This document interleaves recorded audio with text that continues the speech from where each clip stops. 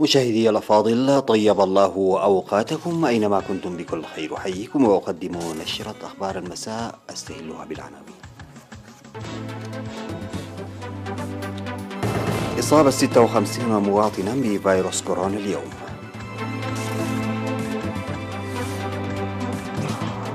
انخفاض وفيات الأمهات والأطفال.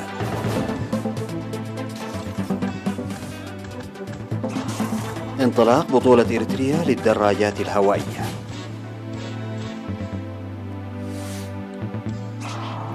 الصراع بين حكومة نيجيريا وحركات التمرد أودى بحياة نحو 350 ألفا. قتيل و99 مفقودا بانهيار برج سكني في فلوريدا. واتفاق بين واشنطن وسيول بشأن حث كوريا الشمالية على الحوار. السلام عليكم ورحمة الله. أعلنت وزارة الصحة أن الفحوصات المخبرية التي أجريت اليوم 25 من يونيو في مراكز العزل بأقاليم الأوسط وعنسبه الجنوبي أظهرت إصابة 56 مواطنا بفيروس كورونا، وظهرت 39 من الإصابات في أسمرة بالإقليم الأوسط، و9 في كرن حاضرة إقليم عنسبة، و8 إصابات في الإقليم الجنوبي، منها 3 في صرونا، و2 في مندفرة، وإصابة واحدة في ميمنة، وكذلك إصابة واحدة في عد قيح، وإصابة واحدة أيضا في صنعفة. في غضون ذلك شفي 75 مريضا، 63 منهم في أسمرة بالإقليم الأوسط، و12 في إقليم عنسبة. بهذا بلغ عدد المصابين بفيروس كورونا في البلاد حتى الآن 5720، شفي منهم 5222، وتوفي 21 مريضا، فيما لا يزال 477 يتلقون العلاج في المستشفيات. وزارة الصحة 25 من يونيو 2021.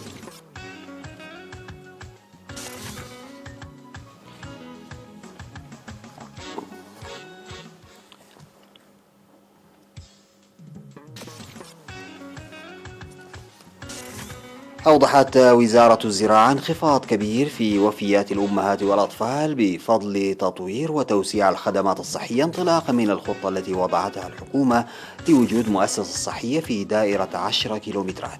وأشارت الوزارة إلى وصول خدمات رعاية الحوامل إلى نسبة 95%، والتطعيم لنسبة 94%، موضحة بأن وفيات الأمهات، والتي كانت 1000 من كل 100,000 مواطن عام 1991، انخفضت إلى 485، والمواليد من 117 في الألف إلى 44، والأطفال دون سن السنة من 151 في الألف إلى 33. وذكرت الوزارة وجود 10 مستشفيات مرجعية وطنية حاليا، و6 مستشفيات مرجعية إقليمية، و14 مستشفيات عمومية، و54 مراكز صحية وسكانية، عيادات رعاية الأمومة والطفولة، و188 عيادة، و52 مستوصفا يعمل فيها 236 طبيبا، و13,600 كادر صحي. وأفادت بأن الجهود الصحية مكنت من بلوغ أمراض الملاريا والسل وشلل الأطفال وأمراض المياه مرحلة السيطرة والزوال. أوضحت الوزارة إقامة مصنع للأدوية ينتج أكثر من 20 نوعا من الدواء بهدف توفير الدواء.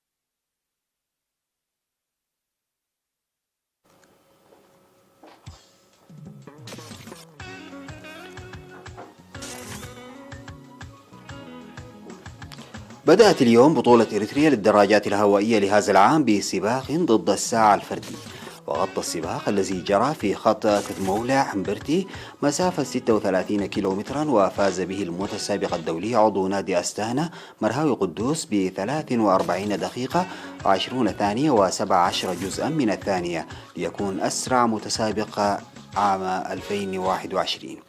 وفي سباق المرأة لمسافة 18 كيلومترا فازت المتسابقة أديام تسفألم من نادي قال نفحي ب 26 دقيقة و30 ثانية و41 جزءا من الثانية.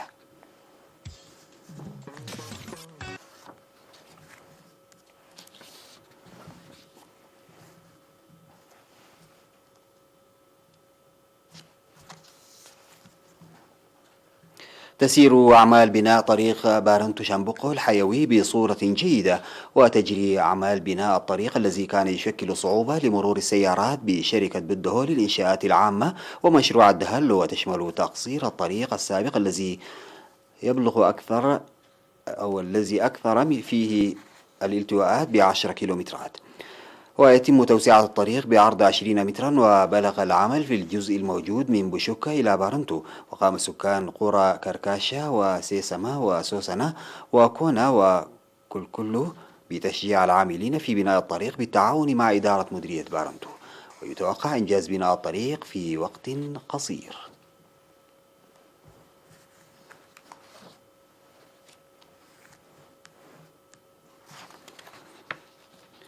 تبنى عمال وزارة الثروة البحرية في إقليم شمال البحر الأحمر ومصنع سالين للملح 20 أسرة شهيد محتاجة. وعلم في مناسبة التبني التي جرت يوم 23 من يونيو في قاعة وزارة الثروة البحرية إن الأسر التي تم إعالتها هي من مديريات فرو ومصوع وجندع والشائب. وسيرى عمال وزارة الثروة البحرية 15 أسرة شهيد وعمال مصنع الملح سالينا 5 أسر بتقديم 6000 نقفة لكل أسرة لمدة عام. أوضح ممثل وزارة العمل والرعاية الاجتماعية في الإقليم السيد إسماعيل عثمان إن المبادرة المتخذة جزء من المبادرات التي تنتظم البلاد والمهجر. وأشاد سكرتير الجبهة الشعبية للديمقراطية والعدالة السيد رزان أدوناي بالمبادرة، وقال يجب الاهتمام الجاد لإيجاد وسيلة رعاية دائمة. ويفيد مكتب وزارة العمل والرعاية الاجتماعية في إقليم شمال البحر الأحمر رعاية حوالي 150 أسرة شهيد حتى الآن بالعمال ومختلف المؤسسات والأفراد.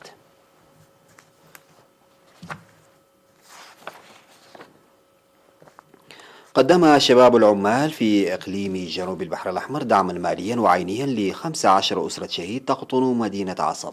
أوضح رئيس الشباب العمال في الإقليم الشاب إبراهيم صالح لوكالة الأنباء الإريترية إن الأعضاء يقدمون سنويا بدءا من العام الماضي 500 نقفة لكل أسرة شهيد بخصم مبلغ معين من راتبهم الشهري. كما جمعوا من المؤسسات التجارية مساعدات عينية وزعت لكل أسرة ما قيمته أكثر من 1200 نقفة، وقد تمثلت المساعدات على الأرز والدقيق والعدس والزيت والسكر وغيرها من المواد الاستهلاكية.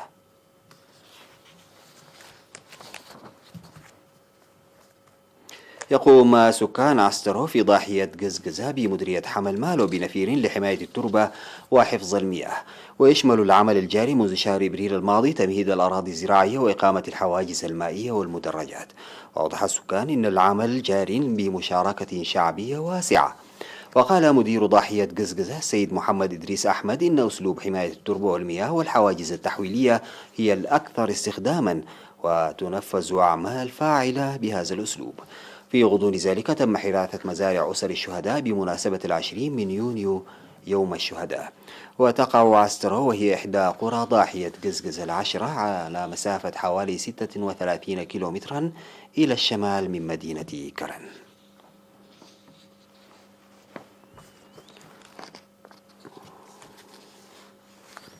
بعد الفاصل سيداتي وسادتي أعود بالأخبار الخارجية.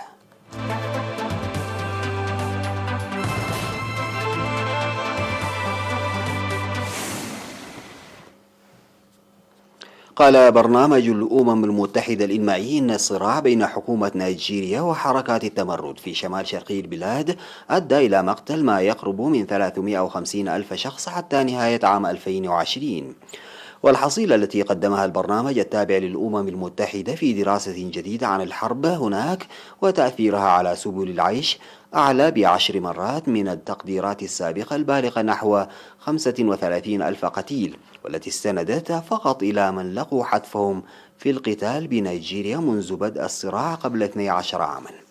وقال برنامج الأمم المتحدة الإنمائي في تقرير أصدرته وزارة المالية النيجيرية أن الكلفة البشرية الكاملة للحرب أكبر بكثير. وأفاد برنامج الأمم المتحدة الإنمائي بأن الأطفال الذين تقل أعمارهم عن 5 سنوات يمثلون أكثر من 9 من بين كل 10 قتلى. وقد وصل الرئيس النيجيري محمد بوخاري إلى الحكم عام 2015 مع وعد بوضع حد لتمرد جماعة بوكو حرام. يتعرض الرئيس لانتقادات بسبب إدارته للأمن في البلد العملاق الذي يعد 200 مليون نسمة والمعرض لنزاعات كثيرة.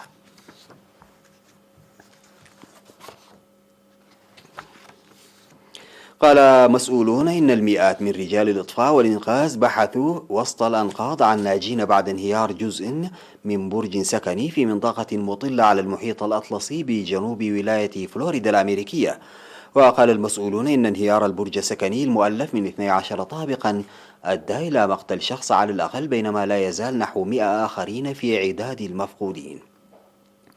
وقالت السلطات إن فرق الإنقاذ رصدت أصوات طرق وأصواتا عالية أخرى، لكنها لم ترصد أصواتا بشرية قادمة من تحت الأنقاض بعد ساعات من انهيار جزء كبير من مبنى أبراج في سيرفيسايد وفقا لرويترز. ولم يتضح بعد سبب انهيار المبنى، لكن مسؤولين ومحليين قالوا إن البرج كان يخضع لإصلاحات لإعادة تأهيله وأن مبنى مجاور تحت الإنشاء. وقال مسؤول في إدارة الإطفاء إن فرق الإنقاذ قامت بإجلاء 35 شخصا من الجزء الذي لم يسقط من المبنى، بينما تم انتشال 2 أحدهما كان ميتا من تحت الأنقاض بعد الاستعانة بالكلاب المدربة والطائرات المسيرة للبحث عن ناجين.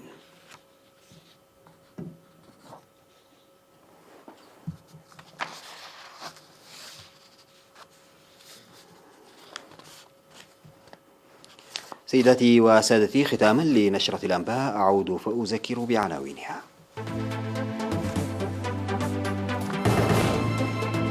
إصابة 56 مواطنا بفيروس كورونا اليوم.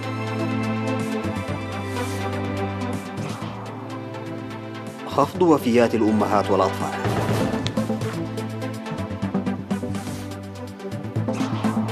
بدء بطولة إريتريا للدراجات الهوائية.